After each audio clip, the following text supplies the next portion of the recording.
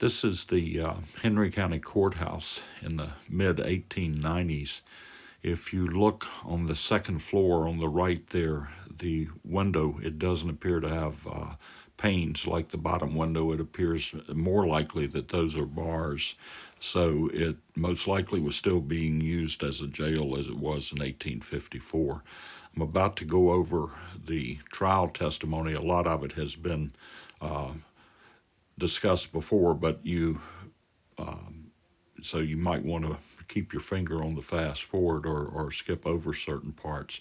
But it gives you an idea of what it looks like. I want to emphasize that in this, I am doing a lot of speculation. When there's a fact, I'll state it as a fact. But this is speculation, and I'm really trying to emphasize that when we're talking about what you can count as history and what not.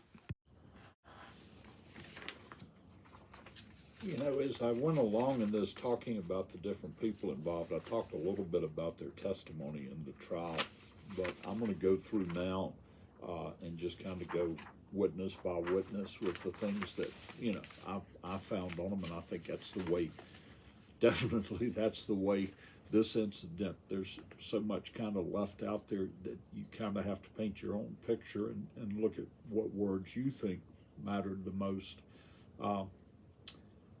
Mary Belcher, we've talked about her already in terms of what her relationship was with the family, but it was obvious. I mean, that she was a part of the family. The thing that her testimony initially kind of gave the picture of where the Plows were in relation to each other, and where Barrow had fallen. The other thing, though, and I think I mentioned this earlier, was that in this, she differs in to me, a really important point from her testimony in the coroner's inquest, and that was to the mood or the any anger that John Barrow had that morning. And in her first statement at the inquest, she said he seemed to be a little upset because Jack had been out late and was asleep, and they were having trouble getting him awake. But in the witness statement for the trial, when she gave her testimony, she noted the prisoner did not go to breakfast that morning, but the decedent was not angry at the breakfast table that morning. She made that change, and I wonder why. If she reconsidered what she said, if maybe, and her brothers, as they were talking to her, they said, I sure didn't think he was angry, or something like that. But something caused her to change it.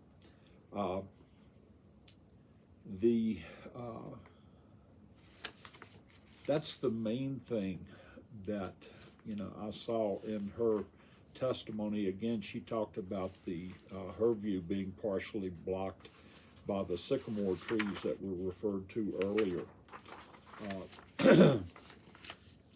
John Barrow, the son, he said that he saw his dad going off from his plow. So whatever had happened that had caused him to start moving, a half run was what he said, staggered and went about 3 yards and fell. He seems to have been the first one of the three on his side of the creek, his Mary, his sister, and his brother William. He seemed to be the first one to think that something was wrong, because he told his sister he fell like a man who was dead. He also, in his testimony, talked about the hose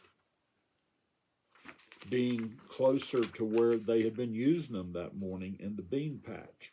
And, the location of the hose seemed to matter a lot to the people taking the testimony and in the prosecution of this. And if anything, where they were, to me made it less likely that Jack had used the hoe, unless he ran back and put it back where they were using them. And as we said before, they didn't find anything on the hoe, any sort of tissue or anything like that. The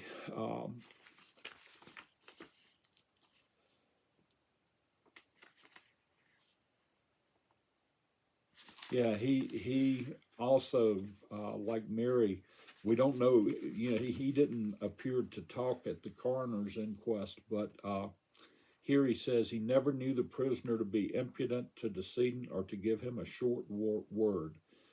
Does not know whether prisoner was drinking that morning, knew of no difficulty that the decedent had with the prisoner, or I'm adding that prisoner, just said had with, and so I assumed they meant prisoner. Decedent seemed that morning to be in a very good humor. So it's like they're turning away from, you know, that initial account that Mary gave. Dr. Henry D. Peters, this is interesting because this is when, you know, they kind of got an idea of what had killed him, because before they could barely even see the wound with just a little bit of blood coming out of it. So he did the opening of the scalp to get down to where they could determine there was the three fractures that we talked about, and they were boy, that changed the brightness in here, didn't it? Figure it was right about here, and you know, they had not been able to see any blood. The three fractures kind of came together.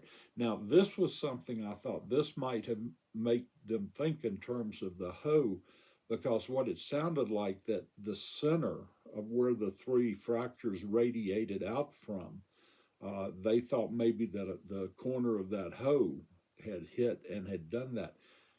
I think if it was the hoe, as I talked about before, the type of force you would have to use, and if it was the sharpened corner of that hoe, it was going to go in, it was going to fracture the skull, but it probably would have penetrated the skull if there was enough force to fracture the skull. Maybe not, but if it had bounced off or moved at all, it was going to open up more of the tissue than a 1-inch wound. You know, he noted that there wasn't any depression of the skull. His testimony, you know, he seemed to be finding a way to explain what this was. And to him, as we talked about earlier with the kick of a horse, that you're usually going to see more damage than what there was here. There's going to be, you know, that I've plenty of pictures of people with the side of their head caved in from a horse kick. And he thinks that the eye of a hoe might have produced the wound, but he didn't seem absolutely sure on it by any means. He didn't think that it could, like I say, that it had been produced by the kick of a horse. He also thought about the possibility of some other type of bludgeon. Let's see.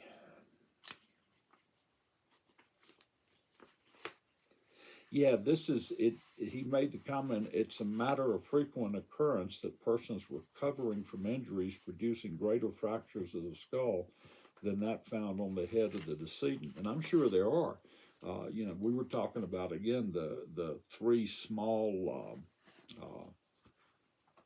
fractures there that didn't seem like that much. But as we talked about with the 2,000 pounds of force coming at 200 miles an hour, the mass of that horse, and just, you know, the scrape it would crack the skull, but that wave would keep going into the brain and do immediate and significant damage to blood vessels and nerve tissue.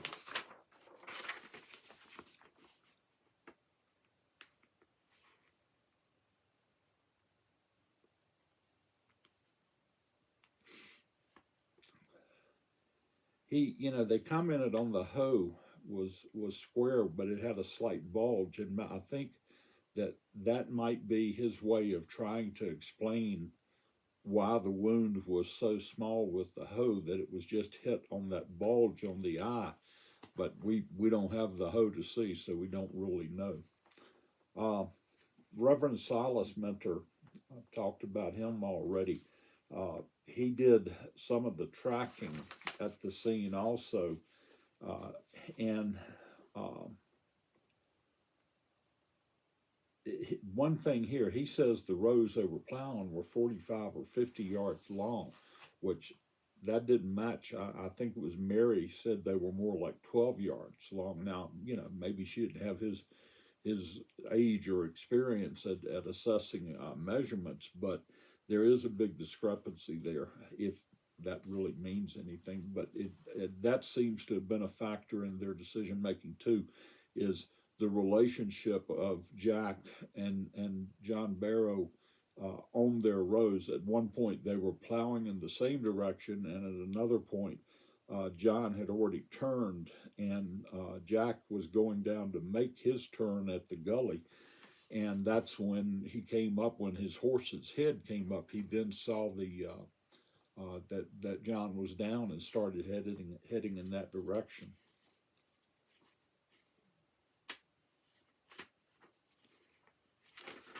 Let's see.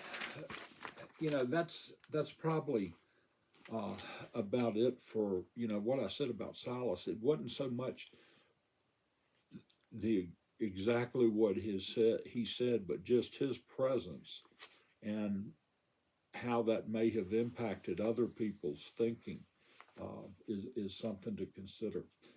Silas Mentor Jr. We talked about before in his testimony near the beginning of it. He's talking about when he first gets there, and Mary Barrow is on the ground, sitting with John's head in her lap, and you just imagine the wails, the crying that was going on, and with the children there, with as people started to come. I think Silas got there. It looks like he was the third one. I thought it went. Jack went, and I thought that Jeff Gravely got there first, and then Cole, and then Silas Jr. But Silas seemed to make a lot of the fact, and I don't know whether this was because the prosecutor was trying to work this angle, but was talking a lot about Jack's reluctance to touch John's body or his head or to pick him up. And I think the prosecutors, were playing on this old trope of blacks in the South, having grown up there, that people used to, and it was a source in Hollywood of these little film clips where the black person would be very afraid of ghosts or anything like that. That was something that was probably down through the ages, was something you kind of do to demean somebody, because maybe a person was, but that doesn't mean everybody was. But in Jack's case, in this case in the field, there are a lot of reasons why he may not have wanted to touch that body. Part of it may have been, the suddenness of death in the slave community probably made them somewhat fearful of it. And I don't know whether these slaves were allowed to have their own churches or their own practices. We don't know anything about what was going on in those communities in that part of Henry County. But Jack may not have wanted to pick or touch John or pick up his head, maybe because he didn't like dead bodies, but maybe him and John, if he told John that he was going to see that sick slave, and John didn't reply to him, they had some sort of relationship to me, because if John was just going to exert his authority and he was a slave, he would have just said no, would have locked him up for the night or something like that. He let him go. And so they may have had a closer relationship. The uh, the other thing is uh, he was, you know, you got to understand that scene was very loud, probably with people, like I say, upset. And Silas, I think, commented, and one other witness commented that Jack was scared. They could see that he was scared. And uh, I mean, why shouldn't he be? Probably by the time he had finished riding to the different houses, it was probably getting pretty clear in his head that they were going after him on this, and he, you know, he somehow thought that uh, maybe he could get by it, and because he didn't do it, you know, that maybe that would the truth would out in the end. But either way, there was going to be a lot of hysteria. I can imagine very easily. Mary Belcher had said already that if he's dead, you killed him. So she probably was yelling or directing a lot of invective towards Jack. And uh, the boy, a thought just flew out of my head. Let me see if I can find it back in there. But yeah, that he was scared, and this will come in later in some of the testimony that, you know, I mean, here's the guy. He actually tied himself up. Was the account that was given. You know, but I never could understand. Uh, you know, how that made that big a difference, but obviously that was the question the prosecutor was asking. Uh, the story, this, you know, he gives an account, gets an account from Jack of, you know, how they were plowing and which way they were going and things like that. And later, I think it's Charles Cole maybe that comments there was, you know, that he gave a conflicting story a half hour later. We don't know what those are, what those statements that he gave were. We don't know what exactly were the differences in the two statements that he was alleging. They may have been very significant, or it may have just been a matter of which words you're using. And again, uh, the stress that Jack was under at that moment and what was going through his head as he was both trying to tell the truth, but also probably thinking, I got to tell the right things. On the other hand, Silas commented in his description of Jack that he, you know, he wasn't somebody who was real shrewd or had a lot of guile or tact. That he maybe saw his situation differently than he should have.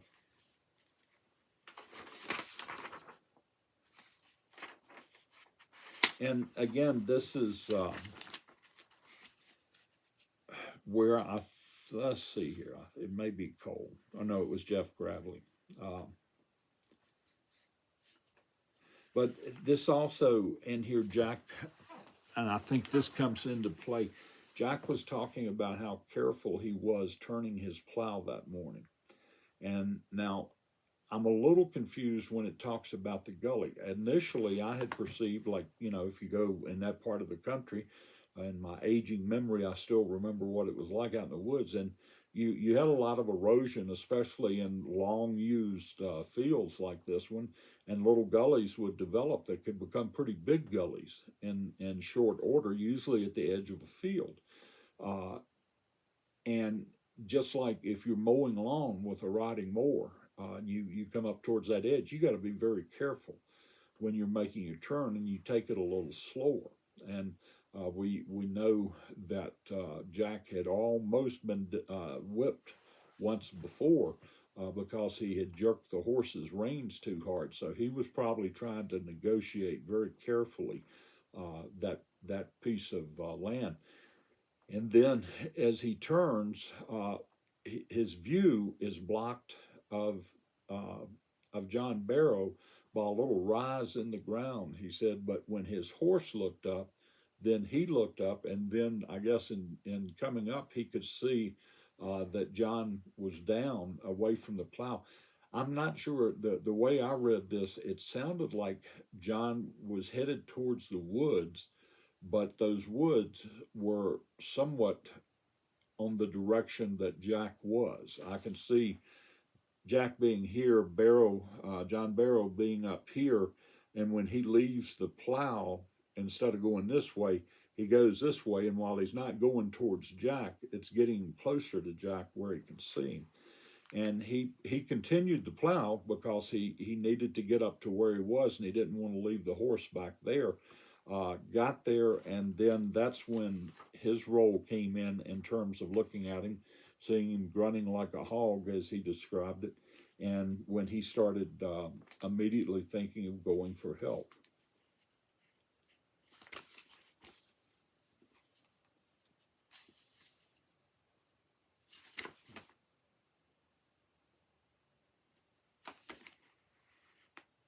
Yeah, but Silas Jr. talks about when he was tracking the appearance of the plow being in the ground very deeply where he turned it at the gully.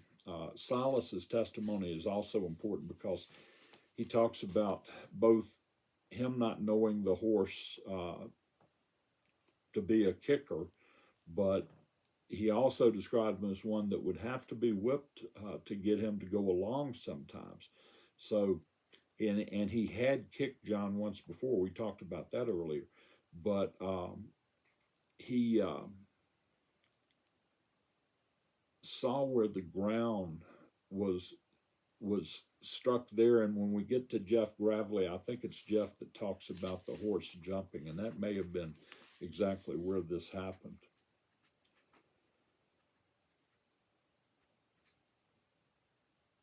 Yeah, and it was Silas who, on cross-examination, he did state that Jack had numerous opportunities that day to escape, and that he did everything everybody asked of him while he was there, scared to death or not. He was doing what was asked of him. Charles Cole.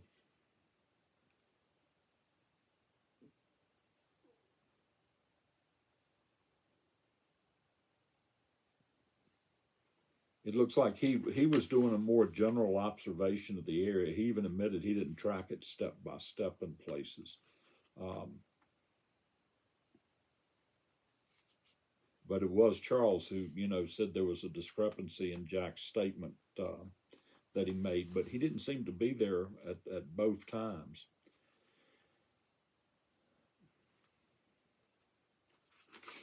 Okay, now we go on to Jeff Gravely. Yeah, he said the decedent saw the decedent's plow across the gully and saw 2 or 3 places where the plow scraped like the horse had made some jumps. The first 2 scratches were made by the point of the plow, and at the next, the plow fell on the side. That is indicative of something was going on with that horse right where the plow had fallen.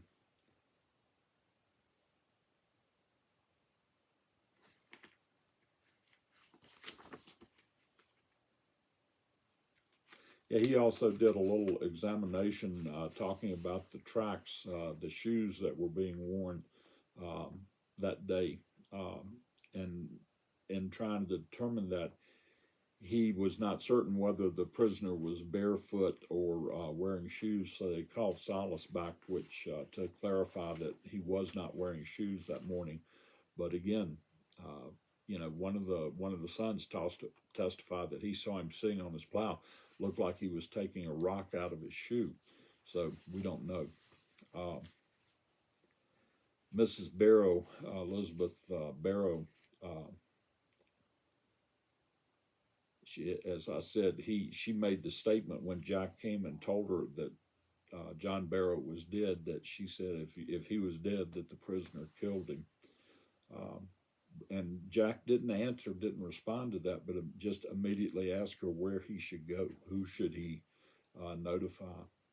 And she was the one that sent him to Jeff Gravely. Yeah, and earlier I said it was Jeff Gravely who got there first. She said that when John Barrow was at breakfast that morning, that he seemed to be in a very good humor. and she noted also that that Jack didn't come to breakfast. William Barrow, the son of John, he saw him plowing, and then saw him walking kind of fast away from the plow. And this brings in a little bit about the area. He thought he was going after a groundhog, which they probably ran into a lot, in which they wanted to get rid of, so it wouldn't damage their crops. But this was, and I've mentioned this before, this was the point in reading this thing that it made me very sad, because he said he thought he was after a groundhog, as there were some ground holes near. Saw his father fall and put his hand to his head. Prisoner calling pretty loud, saying, "Oh, Billy." Witness asked him what he wanted 2 or 3 times, what he wanted, but prisoner gave him no answer. After the prisoner called witness, he spoke to his horse, saying, "Get up." That says something, and I mentioned this earlier about the relationship of Jack. And I don't know about John and Elizabeth, but with these kids who he seemed to work with and hang out with a little bit, he was concerned that William, or as he called him, Billy, that Billy was getting ready to come up and see his father laying dead. And yeah, that was tough.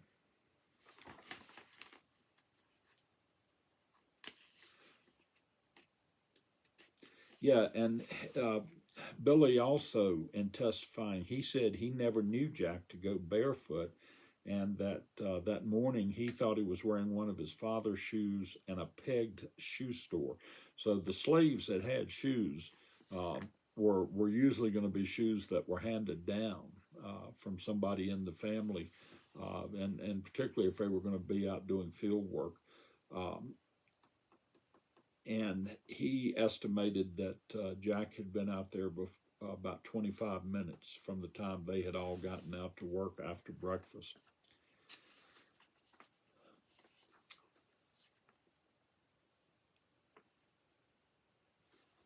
Wesley Griggs, who was also one of the coroner's jurors,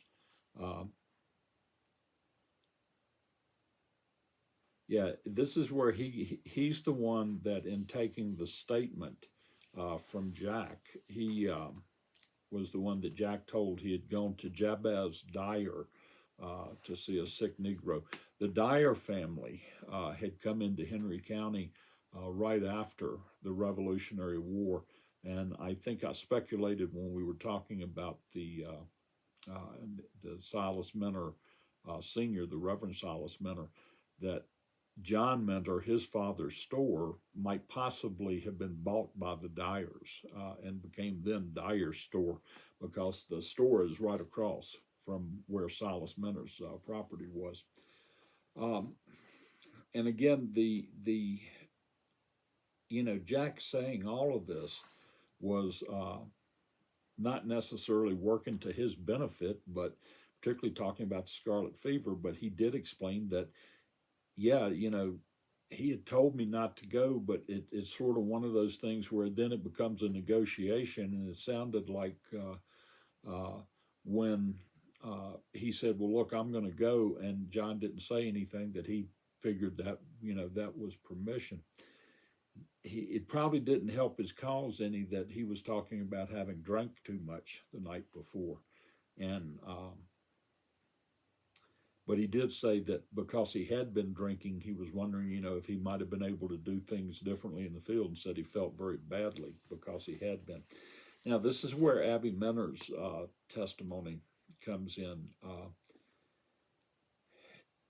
She gave the story of the gloves, of her asking Jack to take a pair of gloves one Sunday to Mary Belcher, and that he made that statement that he didn't want to do it, and that someone present, it didn't say it was her, but said someone present replied that he might get a whipping tomorrow. Prisoner replied that if decedent whipped him, he would do so but once, and that if he was whipped, Mr. Minner had to do it. Prisoner did not then carry the gloves, but did so afterwards. Now, the next statement, the next witness, they put the witnesses in order, maybe for this reason. The witness that came after her was Jim, a slave, and I've talked about the fact that he belonged to Mike Eggleton, who was Abby's dad, and he was the one who said, heard him February last say that he liked his, and talking about Jack, said that he liked his home right nice, and said that he did not intend to take a whipping from anybody except his master and his master Silas Minner. And I think by that he meant his master Austin Jones, who had rented him out, and then Silas Minter. And if they did, they had better make sure to lick, as his would be the next. That really is almost too close to what Abigail said. And as I talked about earlier, I'm not going to go over a whole lot again, but maybe that was something Jack was prone to say. Maybe a little, bragging a little bit that he wasn't. You have to assert. If you were a slave, you were going to assert yourself, or else you didn't have anything. Yeah, that was the only thing you had, was some dignity that you were going to hold up for on occasion. But the one slave, and this is where my career in this case really kind of lined up. Edmund, a slave that was working for Willis Gravely, who lived nearby, and he gives his statement about going to the jail, seeing Jack there, and Jack telling him that he was in there because he killed his master by knocking him in the head with a hoe. The amazing thing about this is he then goes on to say, no, I didn't know him. And I just went up there, and I was outside the jail. He was on the second floor, and the only person who might have seen me there was my sister, who would also have been owned by William Salmon.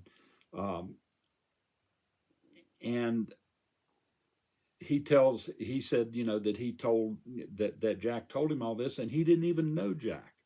Why would Jack be telling it to anything like that to anybody? And the thing I thought immediately when I read this, man, this goes way back, because jailhouse snitches, informants in our system is a real problem today. My career was mostly in doing pre-sentence investigations and evaluations. But early in my career, for about 3 years, I was the case manager at a maximum security unit in the protective custody unit. And a lot of the guys that I dealt with were in there because they were informants. And most of them legitimate informants, people who had really seen something, had really been involved in a crime, could be placed there and chose to give statements. That's one thing. But what our system has used a lot in over the years, not in recent years, obviously in 1854 it was the same thing, is when a prisoner is in jail, somebody will pop up, maybe at the request of the suggestion put in their head by a prosecutor or something like that. But you would hope that wasn't the case, but just as likely, when they knew somebody was in there for murder and going to trial, and that there was any question on the case, you would have these guys who they were going to get a statement, whether it had been said or true or not, and take it, and then the prosecutors would use it against a person. And I always felt like that no court should ever admit a statement that was not either recorded, didn't have a corroborating witness to the statement, and actually probably multiple witnesses, or the person wasn't actually involved in the crime in any way. But the same thing happens. They are trying to get their own sentence reduced. In this case, Edmund, he was in a tough spot. If anybody came to him and said, "We want you to go up to the jail this Sunday, and so that when it goes to trial, you can say that you were there and got this information," and it just doesn't make any sense at all. And it's really horrible that was in there. But and I know that the cross-examination showed the attorney, Attorney Martin, Jim Martin, who was representing Jack, or William Martin, excuse me, was representing Jack, and in his cross-examination, he was trying to get out of him that he did. He established he didn't know Jack. There weren't any real witnesses to what he saw. He could specify a date, but there wasn't even, his master, Willis Gravely, was gone that day, so to Richmond, so they didn't have anybody that could corroborate whether he was at the home or whether he had come to town. And then we get to the evidence for the defense. Thomas Shelton. This may give us a little idea of Jack's age. He stated that he was well acquainted with the prisoner and had known him for 20 years or more. I'm thinking if it depends. If Shelton was from adjacent to or in the area of Austin Jones's place, he may have known Jack when he was younger, when he was a child, and that could put Jack, in somewhere in his mid-20s or something like that. But more likely, I think, that he wouldn't have known Jack to identify him until Jack was actually out working in the fields and working crops with him, and he would have been a little bit bigger, maybe, getting towards, especially to do plowing, he was going to have to be big enough, 12, 13, 14 years old. Or at least that's my understanding of it. I've never plowed too much, so I can't say for sure. By not too much, I mean none. But he gave a character reference saying he was submissive, but also that he was prone to going out at nights on Sunday, and usually that was going to be on a Sunday night, which was a day of rest for them, and the only kind of rest they were going to get. So they probably took advantage of Sunday evenings. And William Critz kind of piles on a little bit for that, and does confirm, he's a good character, a good person, but he does run around at night. And then finally, Ben King, and he also stated that he had known him for 18 years and had actually leased Jack's service the year before, and that Austin Jones had told him when he rented him that he had a habit of staying out late on Monday mornings, and that King gave Jack orders not to do that. But about 6 weeks later, he didn't come up until sunup one Monday morning, and he said he gave him a good excuse, so he let him go. But he also said that he did it one other time, and he gave him 5. The word I can't see exactly, but it looks like it was switches. So I'm assuming that what that was rather than being whipped with a whip, that he had been used a switch on him. I'm familiar with having that done, by the way. He was generally very humble and submissive, and never resisted authority or disobeyed him in any other respect. These people are all saying a lot about Jack and the kind of person he was. They're also in those statements about him going to Jabez Dyer's store, and they're talking and conversations with him. It gives us a little look into the slave culture in that area, that they weren't like pinned on the farm or plantation that they were working on, that they did have the opportunity to go. And I think there was no way that the system could have been managed if they didn't allow them the opportunity to go visit friends and families in adjoining areas, but they had to have the passes were going to be a way of hoping to, and the patrols a way of maintaining and controlling that.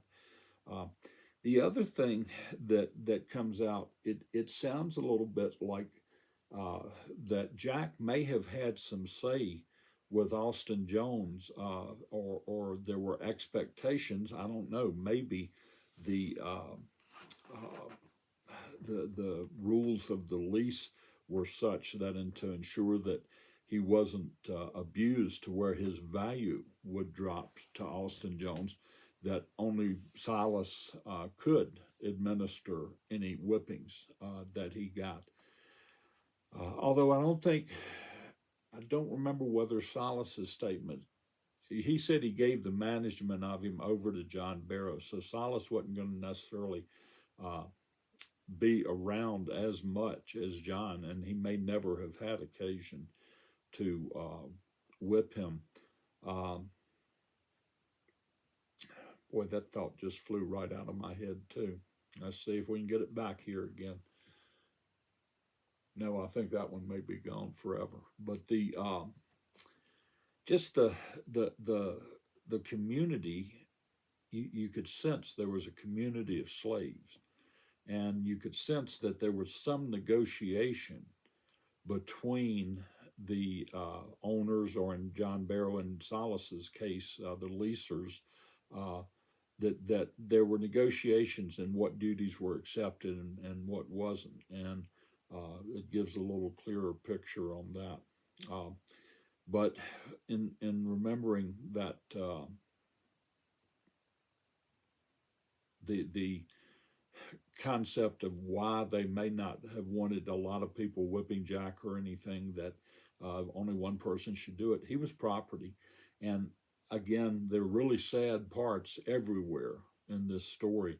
But this last couple of days ago, when Pat Ross sent me the material that she had at the library, and they're actually talking about the day that the hanging took place, there was a little note at the bottom where it also showed that Jack had an appraised value of $800. And I thought, well, does that mean that Silas and John's estate are going to have to compensate Austin Jones? Or does that mean that since the government is pronouncing penalty and the government is executing him, are they going to compensate Austin Jones? Sad commentary on the evils of this system. Okay, I want to end this video now because I'm losing my voice, but this should be the next to last, or possibly the last entry on this.